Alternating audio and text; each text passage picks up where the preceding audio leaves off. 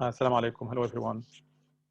We come back to our last class on Shakespeare's Othello, and then we'll be having a two-week break and return after the Eid for 2 or 3 classes. I'll try to invite guests. I have a professor from the United States who promised to give you an online lecture on Othello, and somebody, a friend who specialized in performance and theater, promised me to do an online class on performing and staging Shakespeare. We can invite people like we did in the previous class. Last time we stopped midway through the last scene of Othello. For many people, I guess I said this, the whole scene is autonomous in the sense that it is self-dependent. If you take it out of the play and you stage it somewhere, it gives you everything. It has everything because everything that happened before basically is brought back. The marriage, the blackness, the racism, the war, the handkerchief, Iago, everything comes back to the stage. Unlike many other plays. For many people, this is heartbreaking. And I keep saying this, and I don't get tired saying this. Every time I watch Othello, and I think it happens with, not only here with Othello, with other movies that you watch and rewatch. And I guess I said this with Hamlet, that sometimes you hope against hope that he will be spared, that Othello is not going to kill Desdemona, that the truth is going to be revealed, and these issues. This is a scene that is heartbreaking. We've seen people kill their brothers, at least we were told so. People kill their wives before, but probably mistakenly, like in King Claudius. People kill their uncles, their friends, their enemies, their cousins, like in Macbeth. But we haven't seen a husband kill his wife in this brutal, heartless, inhumane way. And at the same time, what makes it worse is that she was in a way submissive, and he was claiming some kind of superiority. I'm not going to shed her blood. I'm going to kill you, but I'm not going to shed your blood. And he smothers her in a very graphic, very horrible, horrible way. And by the way, this happens on stage. It happens on stage, which infuriates the audiences again and provokes them in many ways. I quoted issues from your book that I want to go through very quickly before we continue after Iago killed his wife. I look at this, the play. We have 2 women killed by their husbands. So the final scene opens. We move to the climax of the play, the peak. And the scenes have been moving steadily onward, basically from the public to the private, from the general to the specific to the personal. In a sense, for many people, you can imagine yourself being inside Othello's mind. But in a particular way, we are deep inside his home. We are outside the castle, and when the play keeps moving, we get deeper and deeper into his house until we get on his bedchamber, on his bed. That the scenes become more private by time until this last scene where everything takes place in the bedroom. And again, basically, Desdemona smothered, suffocated on her bed, on her marriage bed, don't forget that. As the latter acts of the play unfold, we have seen Othello unable to control himself in public. Remember when he slapped his wife, getting angry, shouting here, he was out of control. Now that the action has turned decidedly private, we again try to imagine that he's going to be different, that he's going to be like he was basically angry that his image, his public image, his reputation was being spoiled and damaged and tarnished. And that's why he was acting out of control, showing. We see this all the time. We see men trying to show their macho, their muscles, and rebuke their their wives or, you know, publicly. But then inside, they're different. They don't do this because there's no one around to show off or no one around to accuse them of being unmanly. So we must wonder again whether he will be unable to exercise this restraint, this self-control. If he was bold enough to strike Desdemona in public, what might he do to her in private? We've seen what he already did to her. He killed her, like we saw. I agree. This is, of course, this is fragile masculinity. Masculinity is not bullying others. It's not humiliating others. It's not, um, you know, beating, abusing your wife or not communicating with her. Remember, the slap took place on stage. I'm not sure if I'm correct, but I can't remember any other Shakespearean character slapping his wife on the stage. So is this something related to Shakespeare being an Arab, being an African, rather than, you know, European?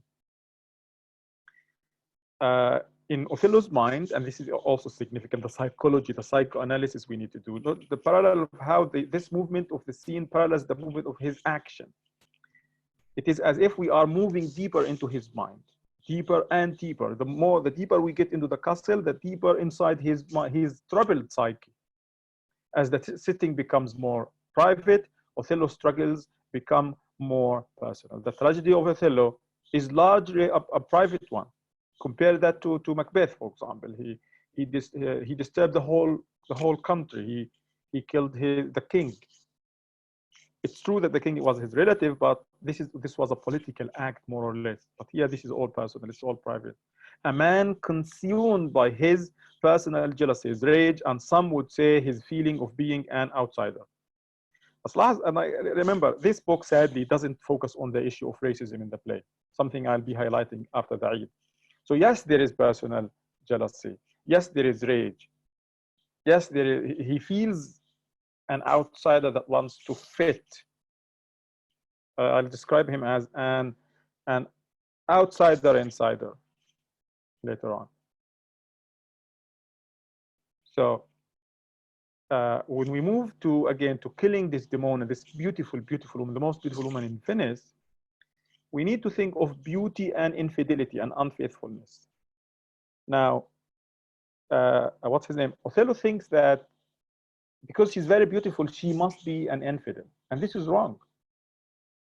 It's like at university, many people think if you are a good student at university, you must be a nerd. Yeah? These two things don't necessarily go along. It's wrong to think in black and white, in dichotomies, in binaries. But Othello's mind does this. Othello's mind is unable to understand the gray area. And again, we ask the question, is this because he is a stranger and an alien intruder? So we know better than to think that because someone is beautiful, she or he is an infidel. But in Othello's mind, the two are always synonymous. So clearly, Othello is still thinking in terms of black and white, his rigid beliefs, regardless of how ill-founded they are. As a good military, look at this. Remember, many of you said, how if he can't behave well at home, if he can't, you know, communicate well with his wife, how on earth is he a military commander? And many people think that because he is a military commander, he can't communicate. Because in the battlefield, he's the hero, he's the fighter, he fights, he kills, he gives orders, he gives commands, he's obeyed instantly, no questions asked. But he goes back home, the domestic issues are different. But he treats everything as a war. He deals with his wife as an adversary. And this is really dangerous for many people, especially newlyweds. They usually, we know this, we hear this, that newlyweds always fight. There is always a lot of conflict between the husband and wife early in their marriage. Now, in my opinion, the basic reason for this is because they think, especially the man, that the wife is the adversary, the enemy, that he wants to prove that he is a man, he's strong, he's, you know, قوي وأزعر وما حدا حاكمه, you know. So this is his problem, is that he brings the war inside his bedroom, inside his house, back home. Shouldn't be doing this. This is one reason. And again, is this because he is an Arab? He can't balance things. He can't distinguish between things.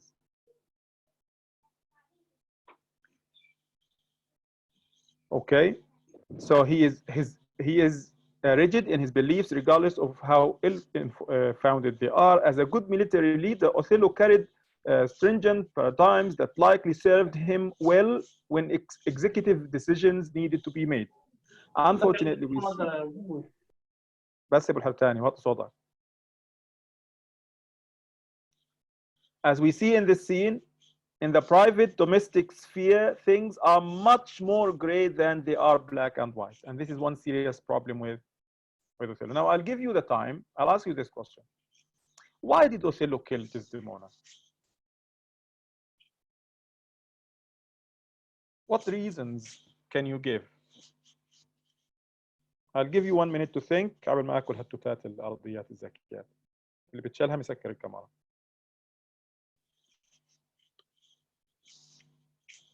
Yes. You can either type. Thank you, Sarah. Sarah says shame. And Safa also says personal jealousy. Blind trust. Trusting who? Iago? Okay. Excellent answers. What else? He didn't use his mind. Jealousy.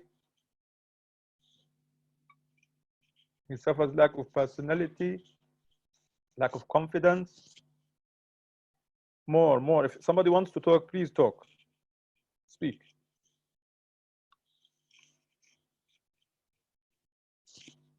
These are all excellent answers. But still, there are, think outside the box. Can you get outside the box? Can you think of different reasons why?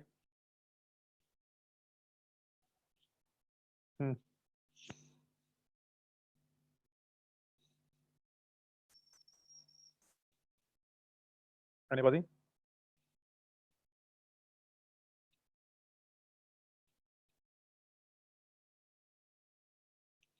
Different in what sense, Muhammad? Because he loves her, he kills her. He says this, but heartbreaking. Lack of communication.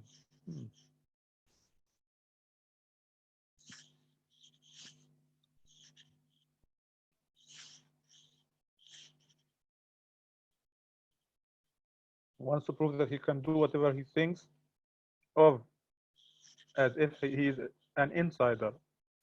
Interesting thing. Her father's words. Remember, we said these are very, very bad, wrong words. He shouldn't have said to Othello, she deceived me, she will deceive you. But this gives more evidence, makes him, maybe she's an unfaithful woman. Now look at this. Many people will say, the problem is that, again, Othello is an outsider. He doesn't understand the European society, but he's trying to assimilate, to fit in. He tries to imitate them in seeking evidence, remember? But he always does it the wrong way. When somebody tells you your wife is unfaithful, you don't ask for evidence, you talk to her. But he wanted evidence. And here he appoints himself. I already wrote this, we'll read it in a bit. He already appointed himself as the judge, the prosecutor, and the jury, and the witness for his wife's crime. So he's playing the role, he thinks he's all. He is the judge, the jury, the prosecutor, who النيابة, who القاضي, and he is the witness. For many people, Desdemona is a strong woman, a strong, independent woman, and many feminists will try to trace this. It's not easily traced, by the way, but would find implied meanings here and there to try to prove that Desdemona is too independent for Othello. And for this reason, Othello kills her. For these reasons, actually, not one, many reasons, like the ones you said: love, jealousy, lack of confidence, blind trust in his friend, etc. Okay, Banan is asking, I like it when people ask ايش بيسموها هذه في الافلام لما يجيبوا فيلم بطل من فيلم يحطوه في فيلم ثاني، عملوها في المارفلز وفي الكروس شيء حاجه. I look for this, it's a beautiful term. Banan is asking if Othello is in the wrong play. ايش بيسموه كروس اوفر؟ حدا قال كروس اوفر؟ كروس اوفر. Yeah, something like this. So maybe, I don't know, maybe Othello is in the wrong play. Link graphic to logo. Link to share content to screen. To see the original size, click original size in the menu. Alert. Links are listed 1 items link English out of list. Please click OK if you see the system dialog. Launching. Okay. حدا بيحكي حدا بيحكي.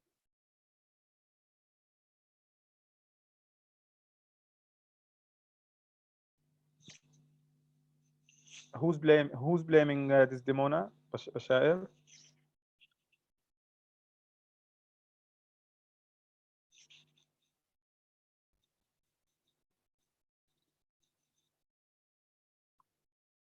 Bashar, who's blaming Desdemona? Anybody? Do you mean me? Listen, you should know better, Bashar. I think I taught you already 2 courses.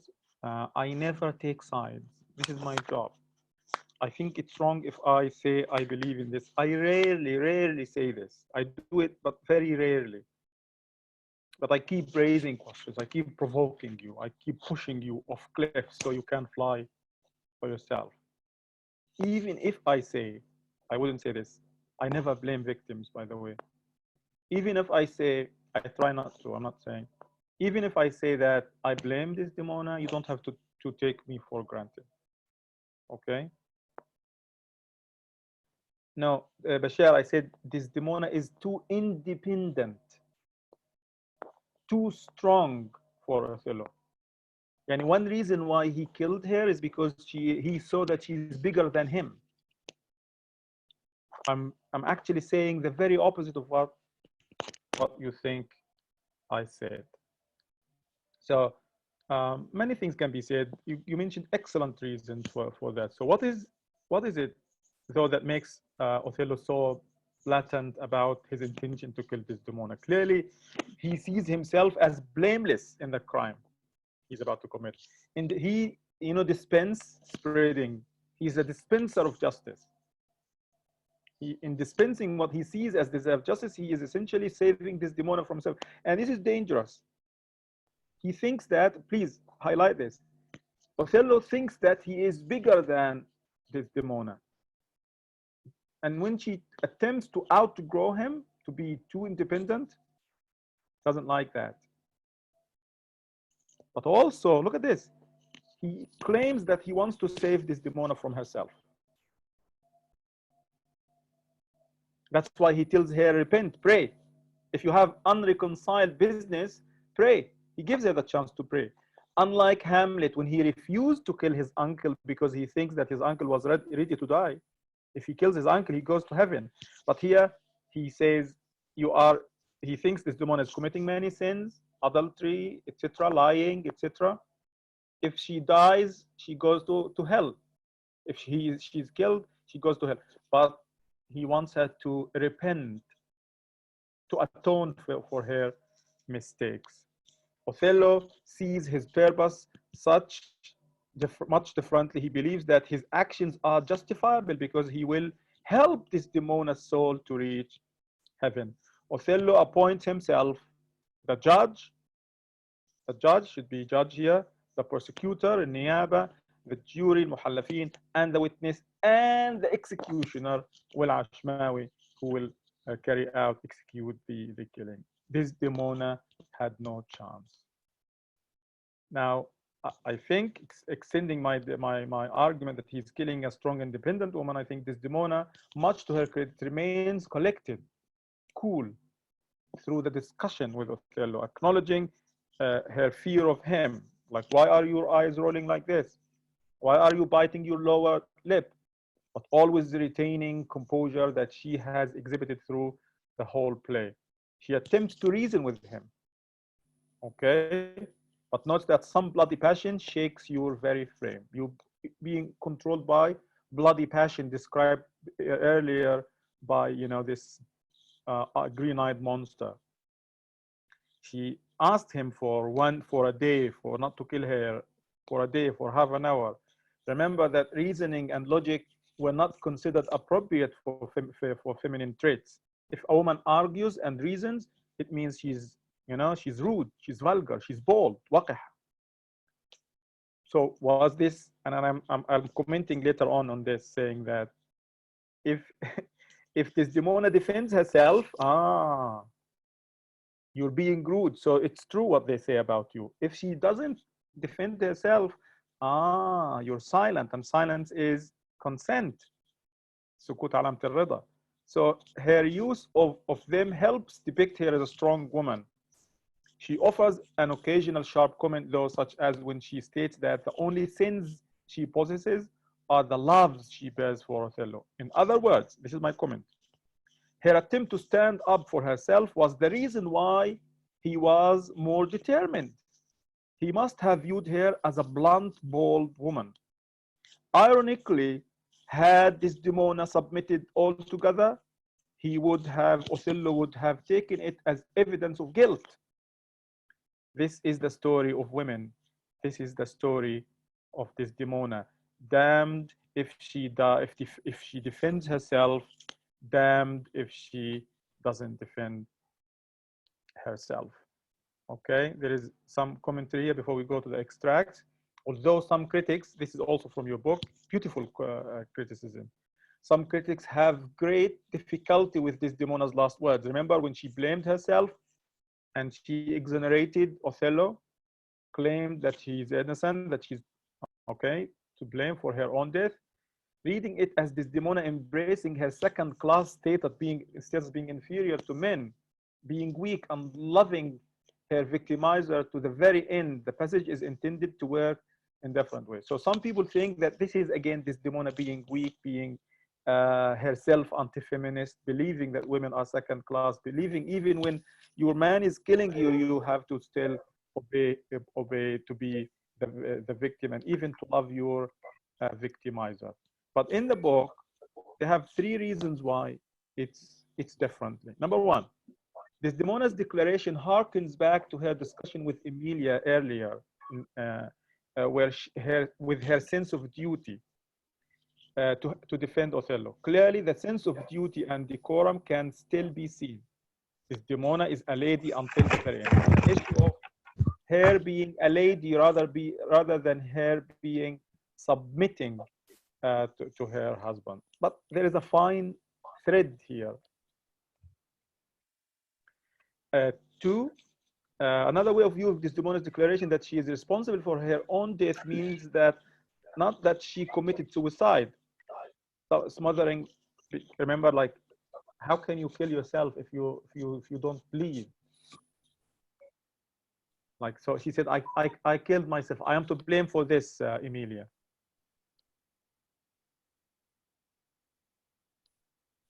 But you can't commit suicide by smothering yourself. But that she is accepting responsibility. Look at this. For her, like we said, I am to blame for this. I am originally to blame for probably agreeing to marry Othello, for her decisions that brought her to her demise, to her death, to her end. She's taking responsibility for following her own wishes and marrying Othello. Three, though her request here to be remembered to her kind Lord, still loving him enough to refuse to blame him for what has happened to her, helps Othello realize the magnitude of the wrong he has committed. For many people, if she didn't do this, if she didn't say this, that, oh, don't blame Othello, he did nothing wrong, I am to blame for my own death, probably is the reason why Othello killed himself later. So this created this magnitude of guilt on Othello's conscience and heart. To be defended by the wife you have just killed says much for her sense of honor. She demonstrates the depth of her love's purity by defending him despite his taking her life.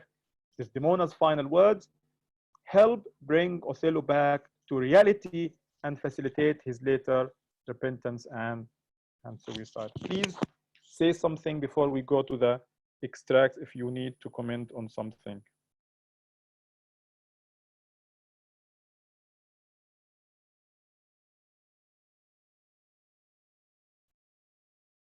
Anybody?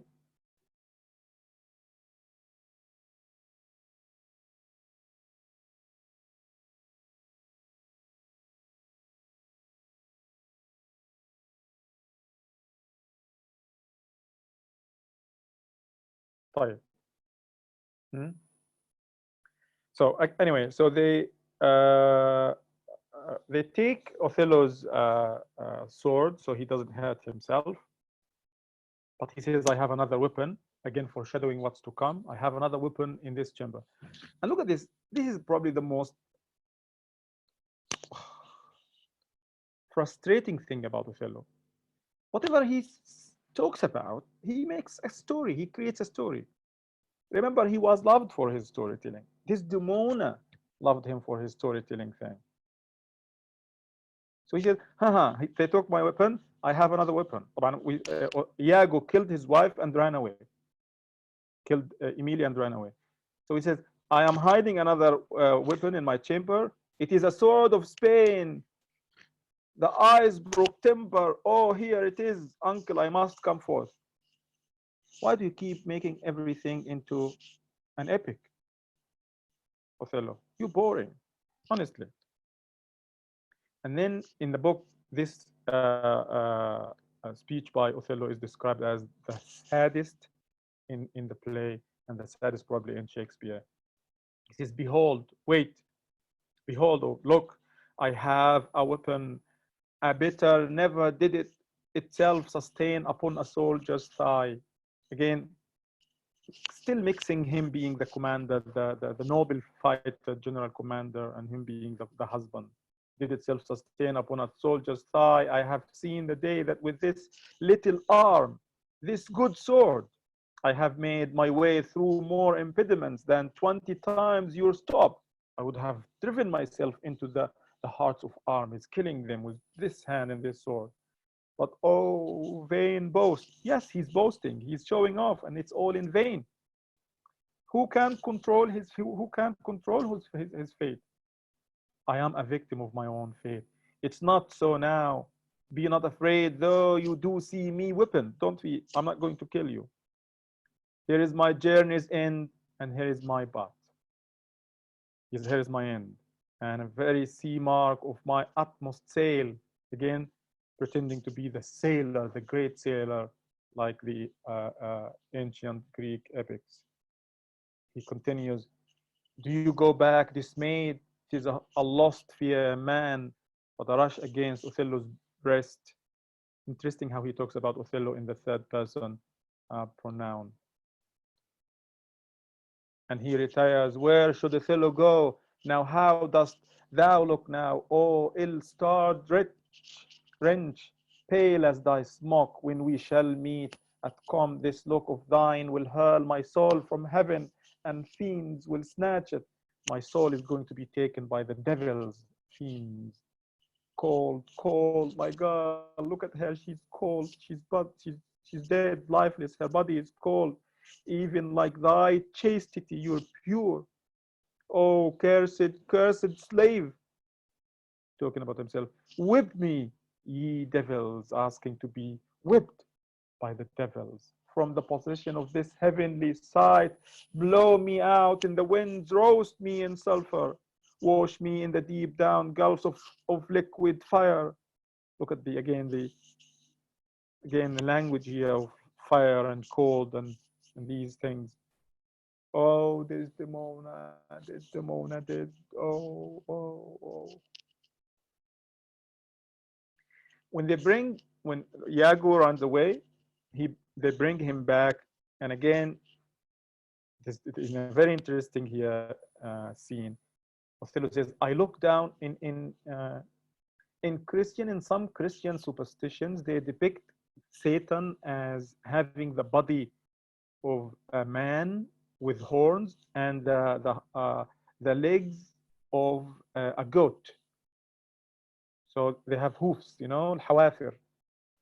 He says, I look, بتطلع يعني لما جابوا له إياجو, and this is really heartbreaking. فبتطلع على إياجو, وش بقوله? I look down towards his feet. I like how he doesn't say your feet, his feet. But that's fable. If that thou beest a devil, I can't kill thee. You are the devil, and the devil can't be killed. I am looking at your feet and I can't see hoofs, because a human being can't do this. No man, even the most bigoted person can do what he did to Othello, making him kill his wife. And he stabs Iago. لاحظ بالك اوثيلو السيف تبعه ايش بيقول؟ بدخل فيه في عمق الجيش بقتل قد بدي. This hand, this sword. Can't he kill Iago? He can. But he doesn't kill him. He says, I can't kill you. And some of you guessed that Iago is going to die. He doesn't die. He's just injured. And I want you to think why. Why? For Othello, because he's the devil and the devil can't be killed. So why didn't he kill him? Of course, psychologically, Othello is devastated. He's suffering. He's not himself. And again, another extract here. He begs Cassio for mercy, for forgiveness. I do believe it, and I ask you pardon. And this is very noble of him. He admits his murder. He asks for forgiveness. He's a noble man. Will you, I pray, demand that demi-devil, semi-devil? Why he had, again, he doesn't want to talk evil, to look at Iago. Why he had thus ensnared my soul and body? And Iago says here, and this is the last thing he says, demand me nothing. What you know, you know. From this time forth, I never will speak word. And yes, this is the last thing he says. And many people find this interesting. To me, if he says why he did what he did, could have spoiled this, could have closed many doors. Shakespeare wants us to think of why a person can be this devilish, this evil. He doesn't even want to talk about it. Somebody, to the extent that he kills his wife to defend himself. Othello, oh thou pernicious caitiff, how came you, Cassio, by and still he's obsessed. But handkerchief, how did you get it? I found it in my chamber. And then they later on realized that it was Iago who put it there. And then Othello admits, oh, fool, fool, fool. This is a quote, not people using to describe Othello. Othello uses to describe himself. And then the last thing, the last speech, again, probably more heartbreaking than the one before. He says, soft. When they took his sword again, the one he used to injure Iago, soft. يعني حنانيكم لحظة شوية, wait a minute. Again, look at him. He finds time to talk. Look at how much he talks. A word or two before you go. And that's actually a lot of words. But you know, more or less. This is a man who loves. He goes back. This is, I remember when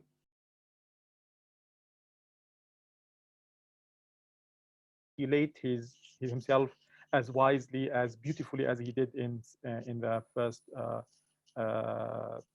was it the third scene, the second scene, the third scene, when he defended himself. Now at the end, he goes back to him, to the Othello being again boastful, eloquent, a master of words, a master of storytelling.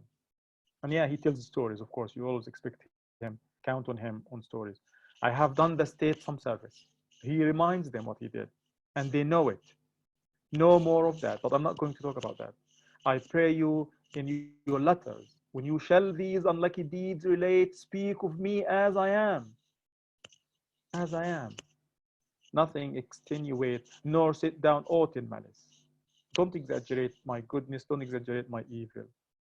Then must you speak of one that loved not wisely but too well, of one not easily jealous, but being gross, somebody made him so. Perplexed in the extreme, of one whose hand, like the base Judean, threw a pearl away, richer than all his tribe. In the book, it says here could be talking about Judas, who, you know, the man who gave Jesus Christ to the Romans to crucify, to kill,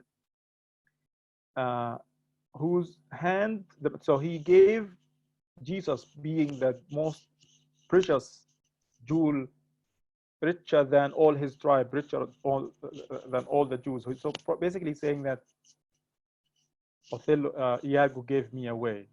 He destroyed me, and I am a good man. Of one whose subdued eyes, albeit unused to the melting mood, drop tears as fast as the Arabian trees. Arabian trees اللي هي الصمغ العربي. I'm not sure if you've seen any, but they just keep like pouring the gum thing here. Drop tears as fast as the Arabian trees. And again, it's interesting how always he brings his. So this is, we'll talk about this at the end. This is someone who's trying very hard to assimilate into the European Christian society, but not being able to destroy his original identity. So he remains conflicted. He remains an outsider and an insider. Drop tears as fast as the Arabian trees. Their medicinal gum set you down this, he continues, and say besides that in Aleppo, Halab, in Aleppo, once where a malignant turbaned Turk beat a Venetian and traduced the state. So he talked, look at this. This is a very, very famous quote, probably the most famous in Othello when it comes to talking about colonialism, post-colonialism, and racism. So he says, he tells a story of somebody in Aleppo, a turban Turk, yani a Muslim. A malignant describes this Muslim as a malignant turban Turk, yani mu'amman, turban, حرب. What did he do? Beat a Venetian. This Muslim man attacked somebody from Venice, a European Christian, and traduced the state, terrorized the Christians, non-Muslims. So what did I do? Look at this, crazy, genius from Shakespeare. I took by the throat the circumcised dog, yani I took hold of this turban Turk. He describes him as a dog, circumcised. Usually Muslims and Jews get circumcision, Christians don't. And smote him thus. مسكت هذا التربان Turk وذبحته. While he says this, he slaughters himself. He stabs himself.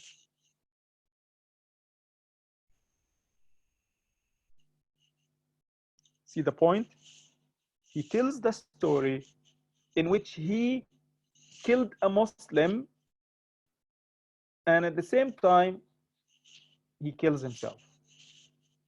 And many people spoke a lot about this. Articles were written about this. Again, people emphasizing how this split in identity is a major problem with Othello. For many people, he killed the Muslim part in himself. فاهمين كيف؟ يعني كأنه بيقول إنه أنا Othello who killed Desdemona, who did this horrible thing, exactly like the turban Turk, because the turban Turk attacked a Venetian and I attacked a Venetian, Desdemona.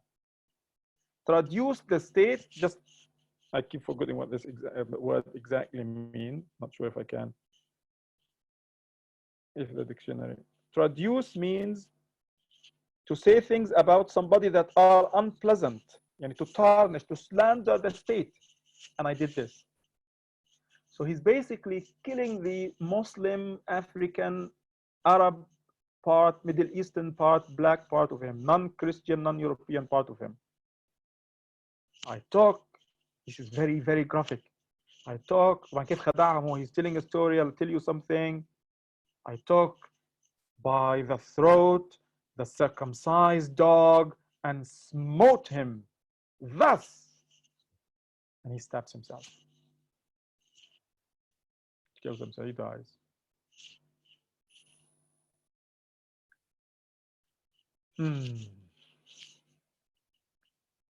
Right, we'll talk about this in detail. I give you time to think about this, and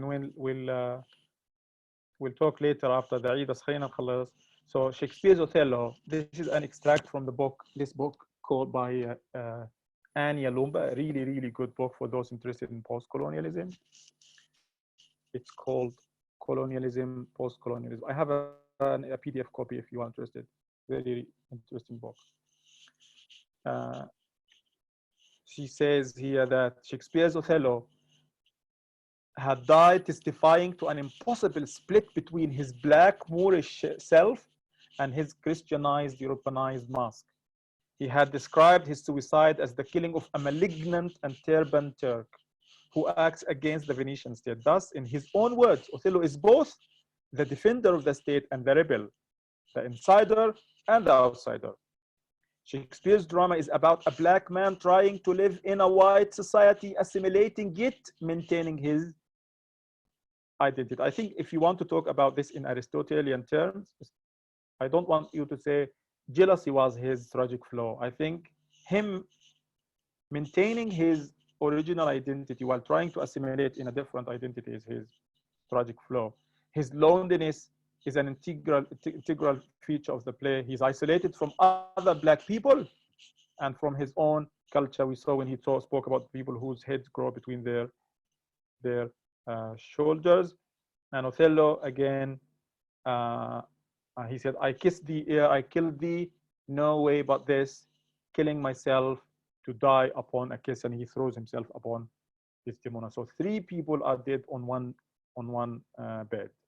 Cassio, oh, this did I fear, but thought he had no weapon, for he was great of heart.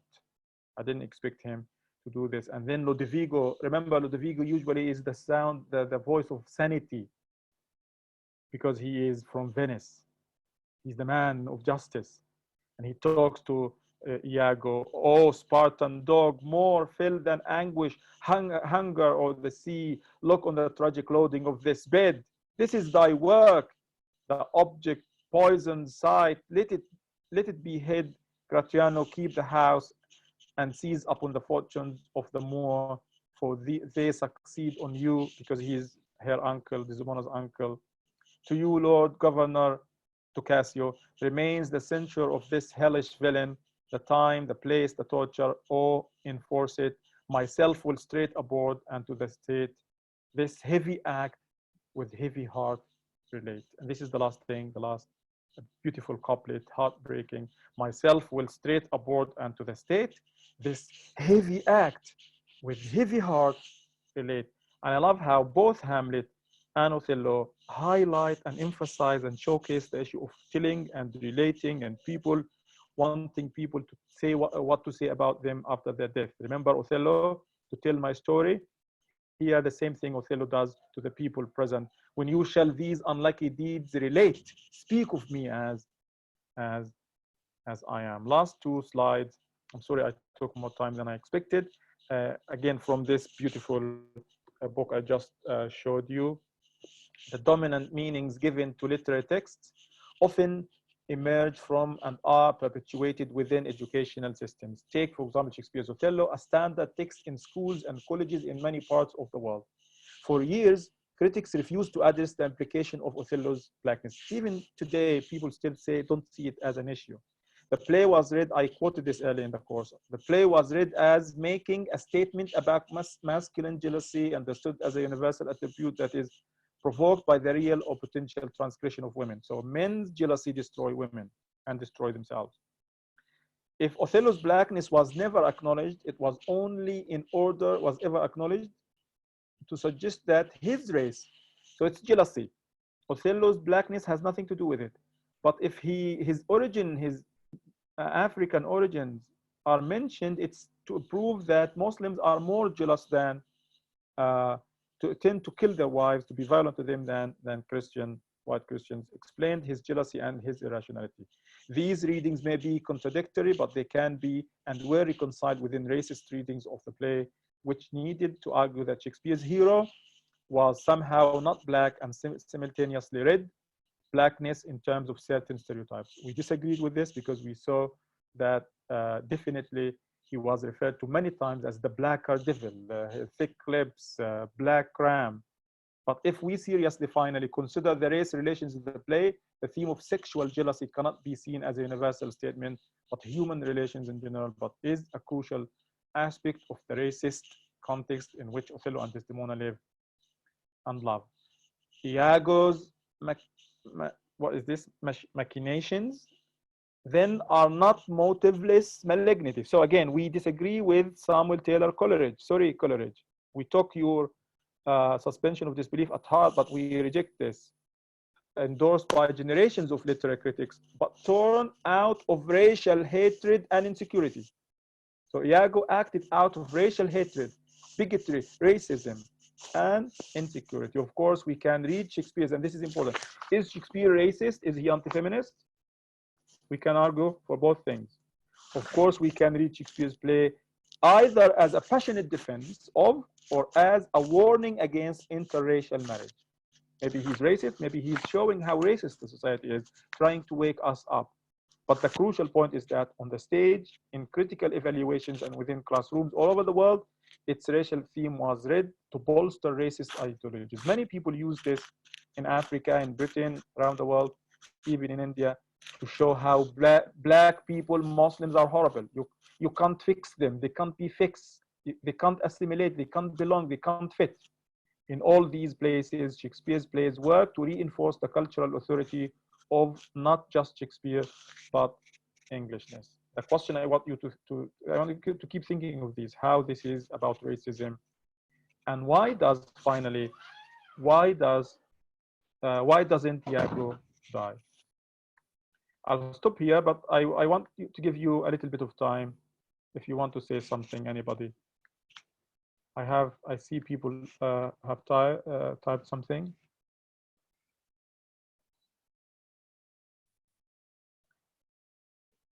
Othello's backwardness, but are you saying, Ahmed, that because he is an Arab, Black, African, Middle Eastern, he's backward? He likes drama, yeah. Othello, this is why people love him. He knows that people love him because he tells weird, strange, very uncanny stories, so he keeps telling them.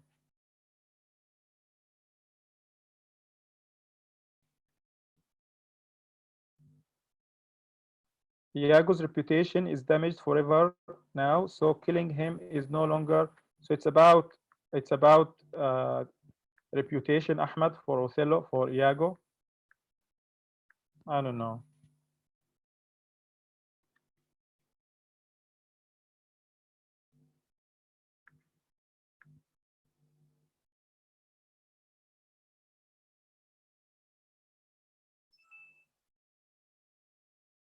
Anybody?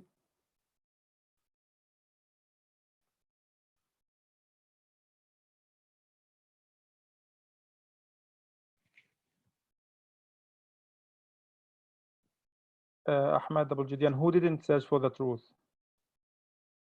Othello?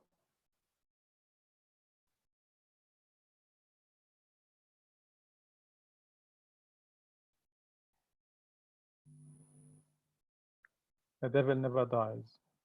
طيب, I'll stop here. It's probably related to the religious concept that wicked people live longer. Think about it, and we'll talk about it later on after the Eid. Thank you very much. يعطيكم العافية ومعلش غلبناكم وإن شاء الله هيك رمضان بيستمر على خير وبنعيد بخير إن شاء الله ويعطيكم العافية. We'll keep in touch on the Facebook group if you have anything. We can always you can always reach me anytime anywhere. يلا يعطيكم العافية. السلام عليكم.